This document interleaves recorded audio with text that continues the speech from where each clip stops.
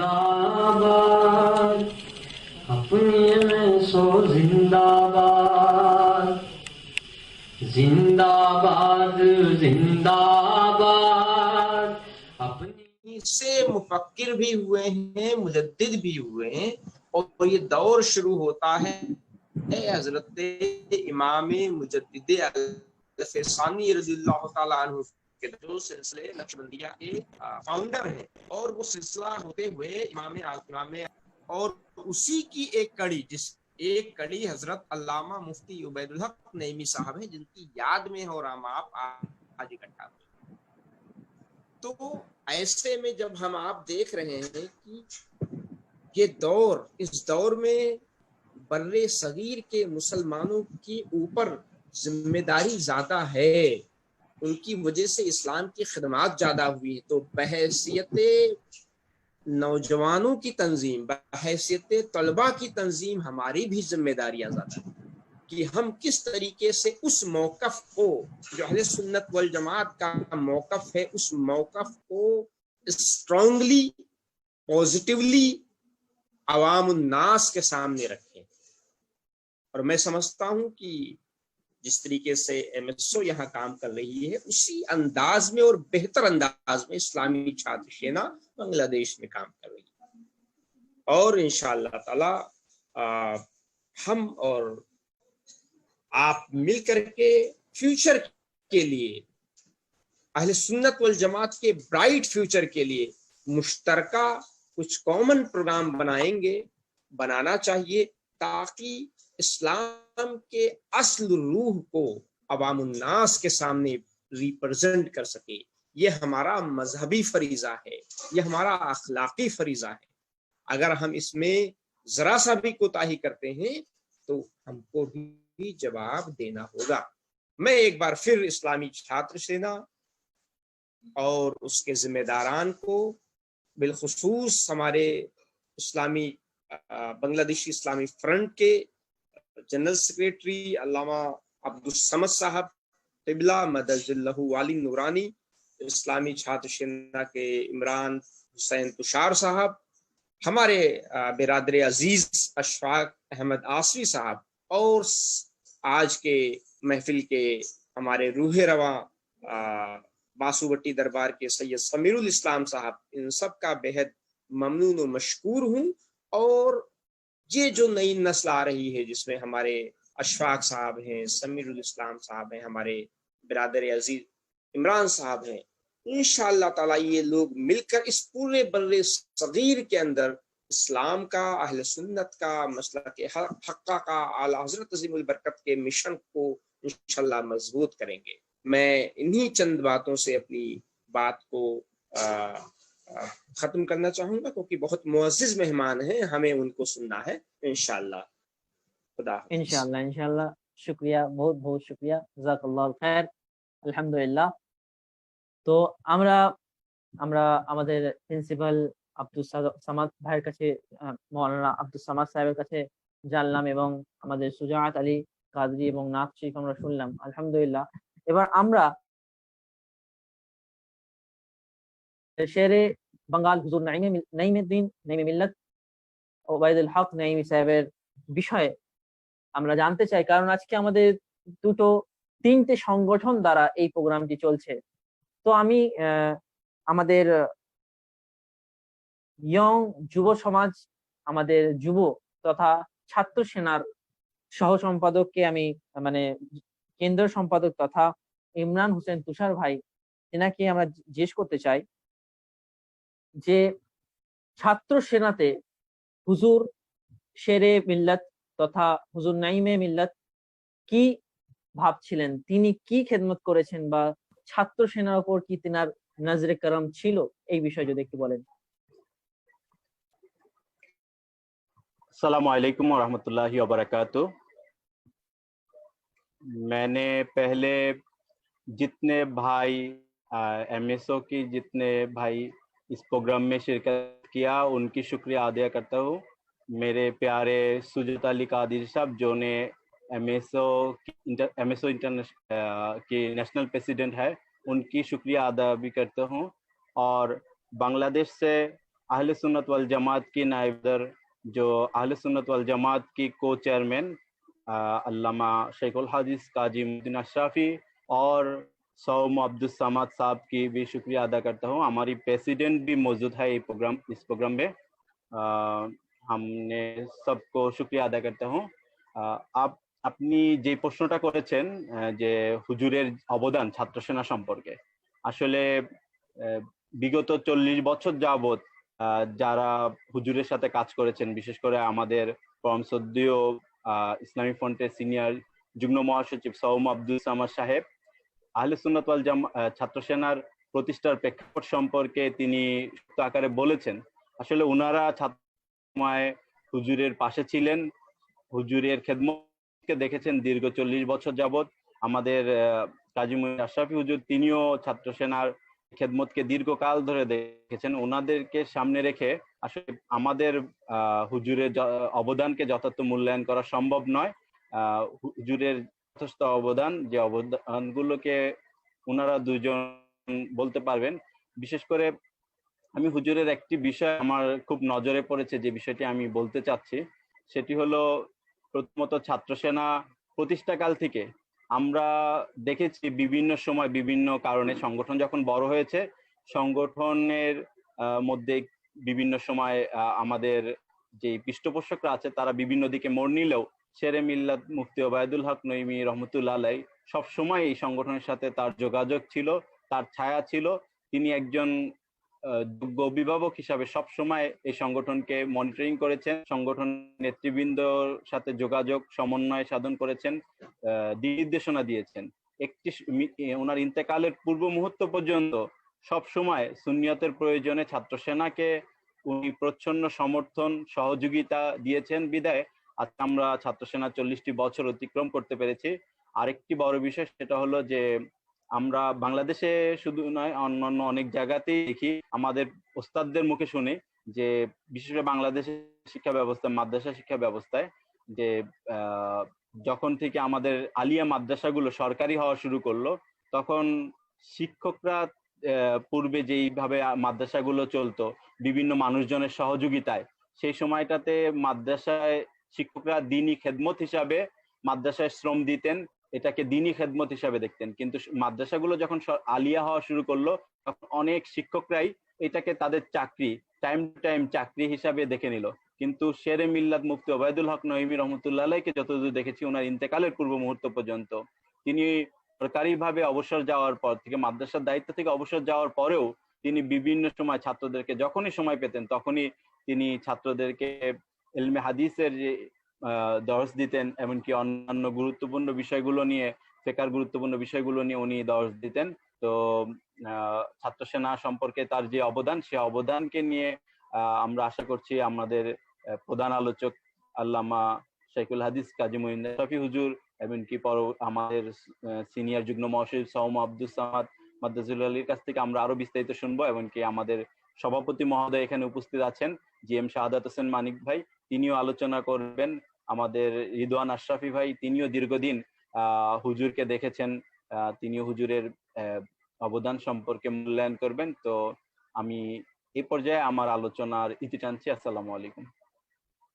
জাযাকাল্লাহ, মাশাআল্লাহ। আলহামদুলিল্লাহ, আমরা জানতে পারলাম ছাত্র সেনার মধ্যে আমাদের অবদানটা কি। ইনশাআল্লাহ আমরা আরো জানবো। তার আগে আমাদের পীরে তরিকত ডক্টর শাকিল আজভি রেজভি বরকাতি সাহেবের কাছে আমরা প্রশ্ন করব। डॉक्टर शाकिल आजमी साहब क़िबला मद्दसल्लाहु नूरानी तशरीफ ला चुके हैं और उनके पास पहला सवाल हमारा इस प्रोग्राम से कि हमको बुजुर्ग दीन या शेखुल हदीस या इल्म दीन यानी उलमा से कैसे ताल्लुक रखना है और उलमा से क्या सीख मिलना है और उलमा को कैसे बनना चाहिए, इसके ऊपर अगर आप थोड़ा बताते हैं डॉक्टर पीर शाकिल आजमी साहब।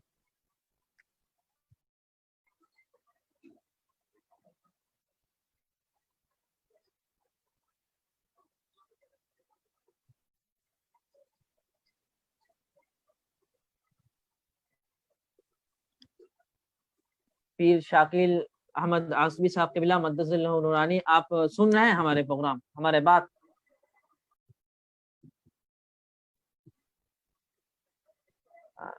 शायद नेटवर्क प्रॉब्लम हो, इंशाल्लाह हम उनसे सुनेंगे। पीर साहब क़िबला, शेख आप सुन पा रहे हैं?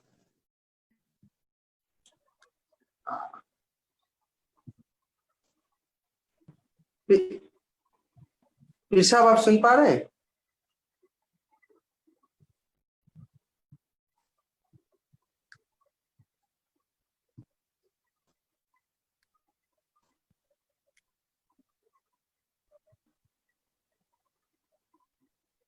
जी जी बोलिए हुजूर। पीर शाकिल अहमद आसमी साहब क़िबला मद्दसल्लहु नूरानी, आपसे सवाल यही किया गया है कि हम उलमा से कैसे मोहब्बत करें, उनका ताल्लुक कैसे रखें, और एक उलमा को यानी एक आलिम दीन को कैसा होना चाहिए?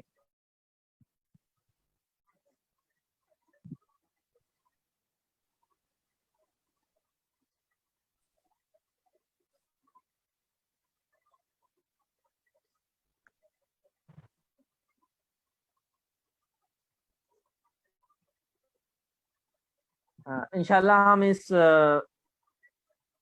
सवाल का इंशाल्लाह आइंदा जवाब लेंगे जब पीर साहब आ जाएंगे अच्छे से। তো ইনশাআল্লাহ এই প্রশ্নের উত্তর আমরা আগে কিছুক্ষণ পরে ওনার কাছ থেকে জানবো। তার আগে আমাদের আমরা জানতে পারি আমাদের আমাদের আমাদের এই মুসলমান সমাজ তথা ওপার বাংলা দুই বাংলার জন্য এটা একটা জিনিস যে আমাদের মুসলমান সমাজ শিক্ষার দিক থেকে অনেক পিছিয়ে পড়েছে।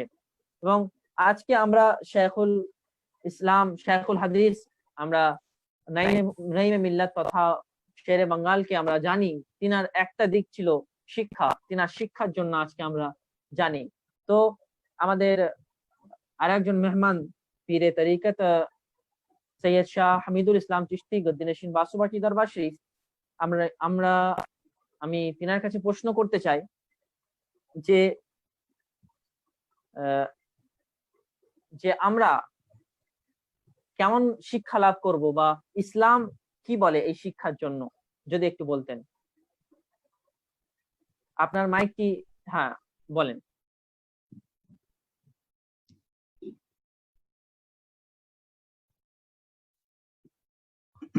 अस्सलामु अलैकुम व रहमतुल्लाहि व बरकातुहू।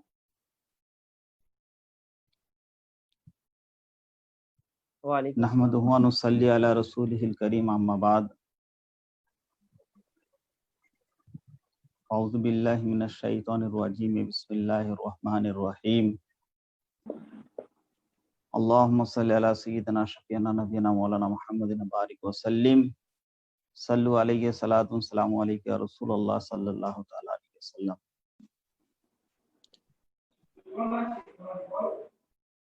সর্বপ্রথম আজকের এই ওয়েবসাইটের পরিচালিত সভা ও সেমিনার যিনারা উপস্থিত আছেন হাজরাতদের আমার বুক ভরা ভালোবাসা ও আন্তরিকভাবে আপনাদের সকলকে শুভেচ্ছা জানাই। আমার সামিরুল ইসলাম সাহেব যে প্রশ্ন রাখলেন সে সম্পর্কে কিছু বলার আগে আমি সর্বপ্রথম ওনার সম্বন্ধে বলতে চাই, যিনাকে কেন্দ্র করে আজকের এই ওয়েবসাইটে পরিচালিত সভা ও সেমিনারের আয়োজন,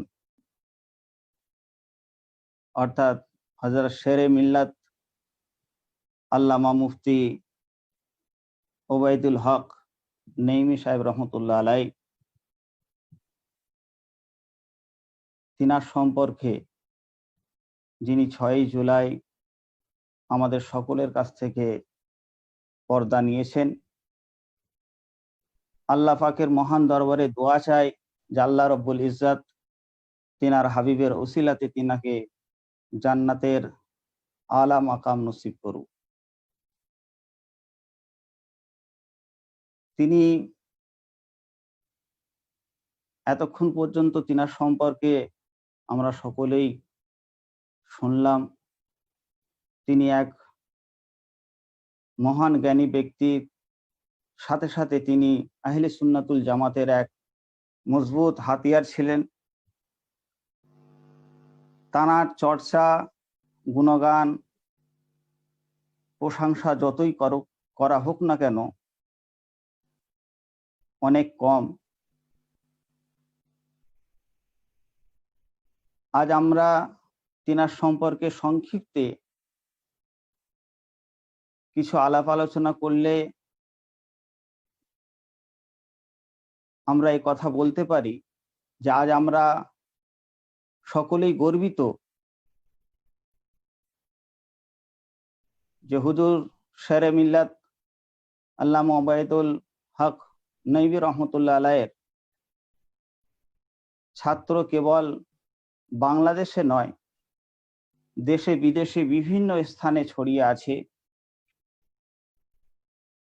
এবং দেশে বিদেশে বিভিন্ন মাদারিসে আপনি খোঁজ করলে সেখানে বড় বড় মুফতি, ওলামায়ে দ্বীন যিনারা তালিম দিচ্ছেন, শিক্ষা দিচ্ছেন, উস্তাদ হিসাবে আছেন, তিনারা কিন্তু হুজুর শেরে মিল্লাত রহমতুল্লাহ আলাইহিরই ছাত্র। আজ আমরা গর্বিত তিনি একজন যোগ্য ইসলাম প্রচারক ছিলেন, তিনি একজন যোগ্য নেতাও ছিলেন, তিনি একজন যোগ্য উস্তাদও ছিলেন।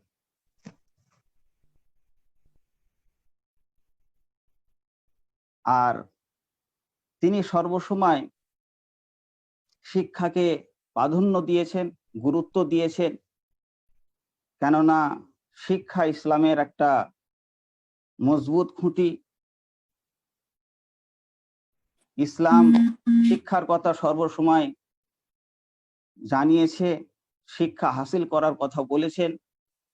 আর মুফতি সাহেব পীর কেবলা তিনি কোরআন হাদিসকে সর্বসময় ফলো করে চলছেন।